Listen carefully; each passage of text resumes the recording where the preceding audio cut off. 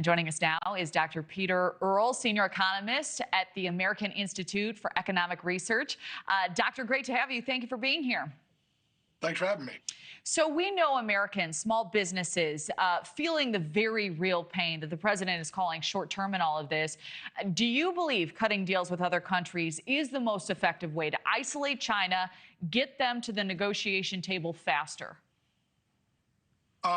It may be. I mean, I know that even if we negotiate on a bilateral basis with some of these countries, they're going to form deals among themselves. So that's going to be limited in its effectiveness. I mean, the biggest thing right now is that, we understand why there's more clarification and there's some, switching around and some indecision or what seems like some changes in policy. But that's making the effects of the tariffs much worse. It's very difficult, especially for small companies that import parts, to keep on top of things like what the current tariff rate is and what's accepted and what's coming. So the sooner we could get to some sort of stationary level of tariffs and companies can figure out what they need to do to work around them, the better it will be for everyone. Yeah, the uncertainty really killing a lot of folks. The timeline Yes. being so key here. We've been hearing from this administration that phones are ringing off the hook, that these conversations have been started with multiple countries. When do you believe we'll see some real deals on paper being announced? Well, I know that the largest countries, or some of the countries rather, with the largest tariffs on them, as per the schedule we saw last week, are the ones that are hustling quickest to get to the administration to speak to them.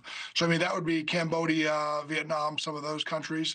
I have a feeling that China will be among the last because they have, we have a huge trading relationship with them. Their tariffs are very high, and they've put retaliatory tariffs on us. I mean, I know that the administration was talking about examining tariffs on the EU in July. So it may be some time. It may not be till the end of the summer that we get clarity on the entire global picture.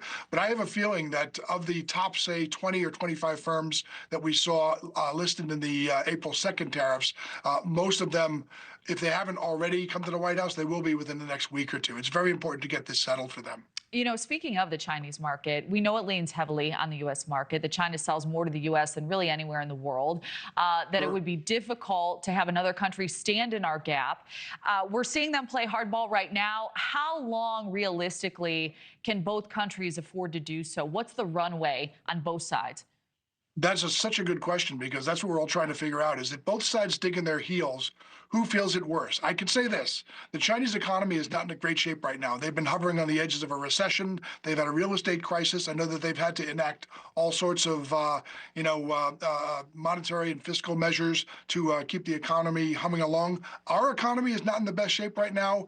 I think that there'd be a lot of pain on both sides, but I suspect that what will eventually happen is maybe these tariffs will be taken off and another form of protectionism, whether that's quotas or something else, will come in. So, I mean, I think we've got a little more runway than they do, but not by very much. And I mean, also, Americans we're very used to getting the things we want for the prices we want. We've seen 4 years of high inflation. So, I mean, there could be considerable pain for us only because we're used to lower prices and that sort of thing. But I think if I had to choose, we've got a little more staying power than China has right now because of the precarious situation in their economy.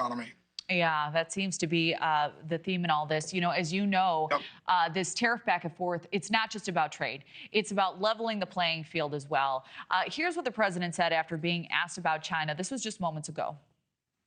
We're the greatest economic power in the world if we're smart. If we're not smart, we're going to hurt our country very badly. We lost with China over the Biden years trillions of dollars on trade. Trillions of dollars. And he let them fleece us. And we can't do that anymore. I don't blame China. I don't blame Vietnam. I see their meeting today. Is that wonderful? That's a lovely meeting.